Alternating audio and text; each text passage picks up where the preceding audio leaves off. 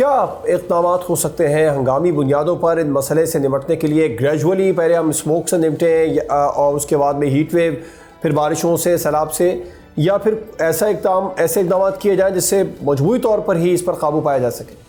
دیکھیں، آپ کو اگر کلائمیٹ چینج سے اڈیپٹ کرنا ہے پاکستان نے، تو جس طرح ہماری گورننس کا اسٹرکچر ہے اس کو کمپلیٹلی بدلنا پڑے گا، کیونکہ ہماری اپروچ جو ہے وہ بہت زیادہ فوٹو اپرچونیٹیز بیسڈ ہے کہ کوئی پروجیکٹ کیا جائے اور اس کے لیے ہم تصویریں بنا کے وزیر اعلیٰ صاحبہ جو ہیں وہ ڈال دیں، لیکن اس اپروچ سے نکلنا پڑے گا۔ جس طرح ابھی اسموک سیزن آنے والا ہے، اسموک سیزن میں صرف آپ کو اسموک نظر آتی ہے، لیکن جو ایئر پولوشن ہے وہ سارا سال ویسی ہی رہتی ہے، اس کی لیول جو ہیں وہ ویسے ہی رہتے ہیں۔ تو اس کے لیے پاکستان اس وقت کیا کر رہے ہیں؟ ہم لوگ جب اسموک سیزن آتا ہے تو ہم کہتے ہیں کہ آپ اسکول بھی بند کر دیں، آپ انڈسٹری بھی بند کر دیں، آپ کراپ برننگ پر بھی پابندی لگا دیں ایک ہفتے کے لیے، مہینے کے لیے۔ اس سے کیا ہوگا؟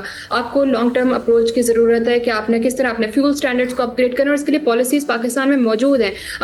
پاکستان کی جو نیشنل کلین ایئر پالیسی ہے اس میں لکھا ہوا تھا کہ آپ نے 2025 تک یورو 5 تک پورے پاکستان میں فیول اسٹینڈرڈ کرنا ہے، جبکہ آپ کے پاس آپ کے ریفائنریز اس کو ریفائن کر ہی نہیں سکتی ہیں اس حد تک۔ تو آپ ایسی پالیسیز کیوں بنا رہے ہیں جو آپ امپلیمنٹ نہیں کر سکتے ہیں؟ اور اس کے بعد آپ کی باقی ریگولیشنز کے بہت زیادہ مسئلے ہیں۔ جب پالیسی کی بات آتی ہے، جب اس کی امپلیمنٹیشن کی بات آتی ہے، تو ریگولیشن نہیں ہوتی ہے پاکستان میں اس کی۔ تو اس کے لیے ہماری حکومت کیا کریے؟ اگر آپ نے اسٹیپس لینے اور اگر آپ جینوئنلی اڈیپٹ کرنا چاہتے ہیں کلائمیٹ چینج سے، تو آپ کو فوٹو اپرچونیٹیز سے اور آپ جو صرف دکھا سکیں ان چیزوں سے نکل کر آپ کو دیکھنا پڑے گا ایسے کون سے اسٹیپس ہیں جو آپ لیں، آپ اپنے گورننس کو کس طرح بدل سکتے ہیں اور اپنی اپروچ کو آپ کس طرح سے بدل سکتے ہیں۔